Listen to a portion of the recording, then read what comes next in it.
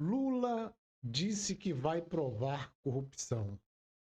Será que ele vai se entregar? Pois é.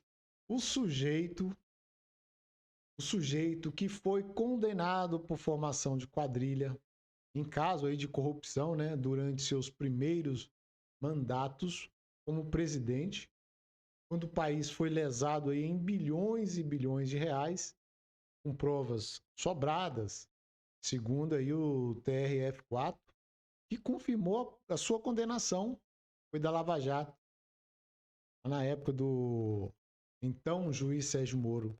Agora de volta ao poder por uma chincana jurídica, vamos dizer assim, né, protagonizada aí pelo próprio judiciário, a fim de beneficiar esse indivíduo, que agora a rota de bom, de bom samaritano, agora com o fim de conseguir reaver o controle da Eletrobras.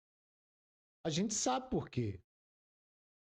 É claro que é para ter mais poder de convencimento, né, de diálogo com alguns congressistas na distribuição de cargos. Ele passa simplesmente um óleo de peroba na cara e diz que vai tentar provar corrupção na privatização da empresa, da Eletrobras, né, no caso aí.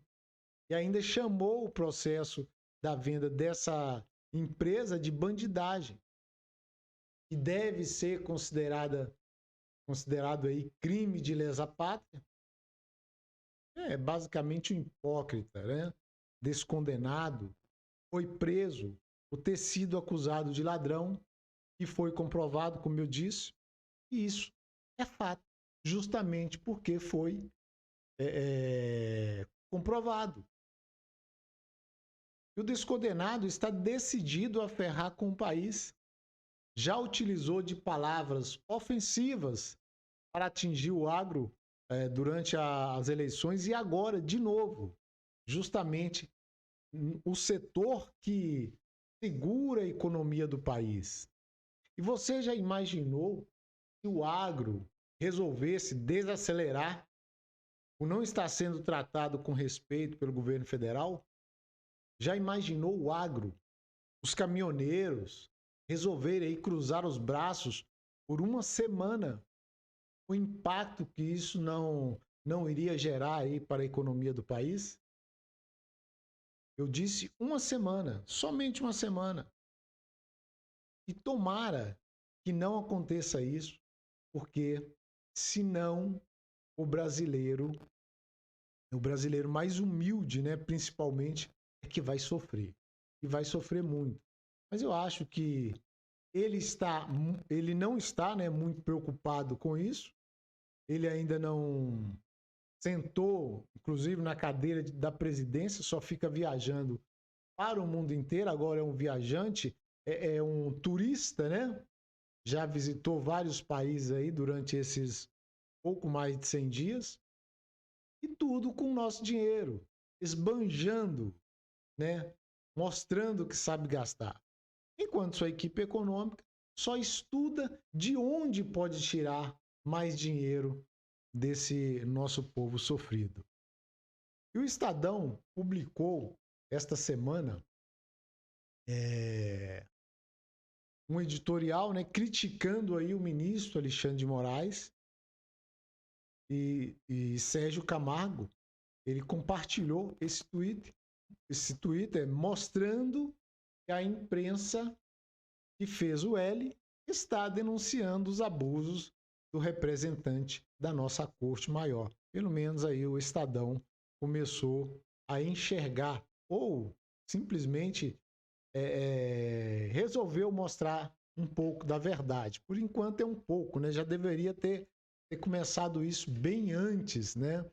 E aí o Marcel Van Hatten, inclusive, mostra no Twitter aí a página do Estadão que chama o Alexandre Moraes de censor.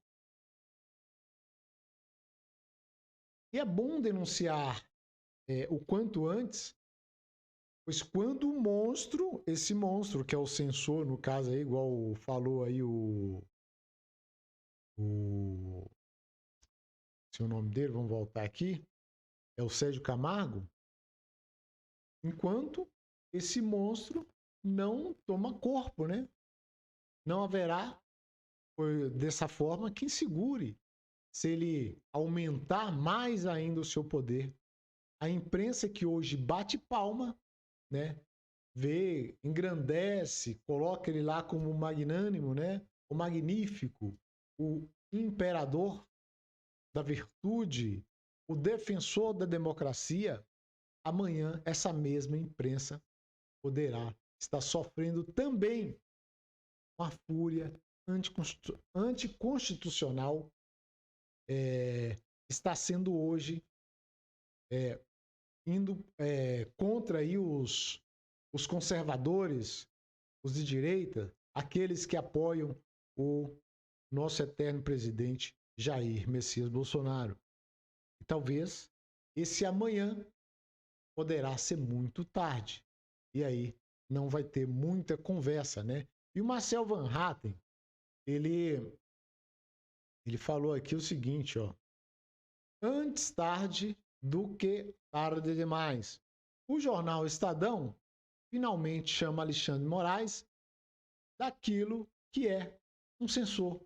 Faltaram muitos outros predicados, mas pelo menos o jornal parece ter finalmente despertado pouco antes da censura chegar também nele. Pois claro, está se nada fazer, está que se nada fazer, chegará. E curioso é que o editorialista do Estadão, no entanto, esteja tão desinformado. Talvez leia sobre o PL 2630. Apenas o que é publicado nas páginas de seu próprio jornal e escrito pela maioria de seus próprios jornalistas e colunistas. Infelizmente, há muita desinformação e tentativa de manipulação da discussão nas páginas do próprio Estadão. Caso exerça melhor o papel que cabe ao jornalismo, de checar diretamente na fonte, o editorialista teria se dado ao trabalho de ler o PL da censura para perceber que tudo o que Alexandre de Moraes já tem feito nesses últimos 4 anos, inclusive agora contra o Telegram, passará a ser respaldado com base na lei se esse horror for aprovado. A previsão, inclusive, de cadeia de 1 a 3 anos para quem disseminar informações subidamente inverídicas. O que seria isso? E o Estadão está de acordo em deixar para o governo do PT esta definição. Sugiro a você, editorialista, pois com todo respeito, que leia o projeto de muita atenção, projeto com muita atenção, na íntegra e no detalhe, antes de ser tarde e você mesmo acabar parando depois na cadeia, com milhares de outros brasileiros que injustamente estão presos ou perseguidos hoje, aos quais o Estadão não tem dado a atenção. Felizmente, repito, antes tarde do que mais tarde. O PL foi retirado de pauta, mas o retorno desse estrupício ditatorial pode se dar a qualquer minuto. Caso não seja pautado pelo Congresso, Flávio Dino e o STF chantageiam o parlamento com a possibilidade de regulamentação pelo Executivo e pelo Judiciário, que o beneficia financeiramente os grandes meios de comunicação brasileiros ainda existentes antes que a ganância monetária sufoque completamente a nobre missão jornalística da busca da verdade, que deve nortear sempre e prioritariamente um jornal com a importância histórica que o Estadão tem para o nosso país. Esse aí foi um texto, né, tuitado aí, um texto bem grande no Twitter do Marcel Van Hatten. Marcel Van Hatten está na luta aí. Também é um grande congressista hoje, né? Está defendendo aí a nossa liberdade. E a gente tem que sempre enaltecer, né? Quando fizer diferente, fizer errado, a gente também vem aqui e fala. Então é isso. Vamos partir aqui para outra notícia, porque tem uma outra petista, né? No caso aqui, a petista, né? Querendo jogar a sua irresponsabilidade na administração do estado do Rio Grande do Norte, aquele estado belíssimo, né? Com praias belíssimas.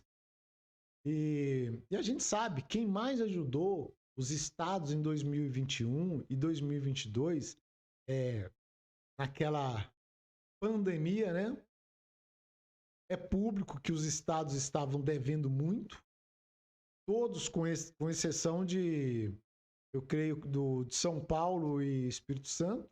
Eu acho que são esses dois estados que não estavam no vermelho, mas o resto todos estavam no vermelho. Antes de Bolsonaro assumir a presidência. Esse era a grande verdade que pairava no país.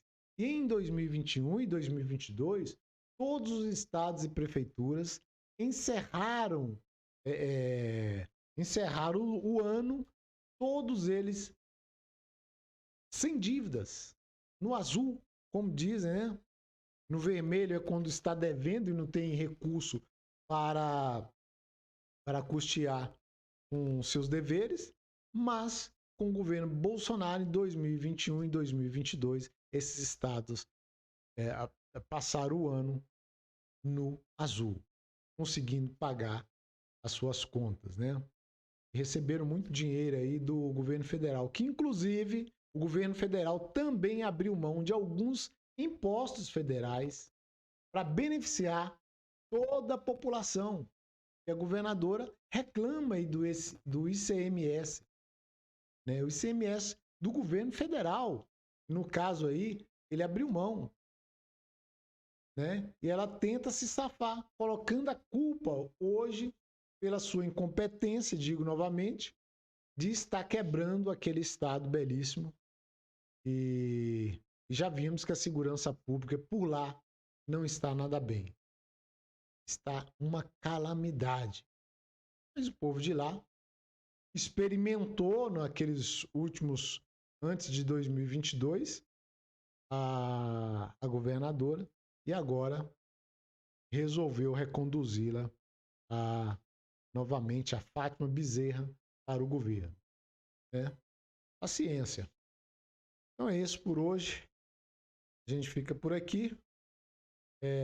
Creio ter trazido informações importantes, né? E se você concorda com isso, deixe seu like, compartilha. Se não for inscrito, se inscreva.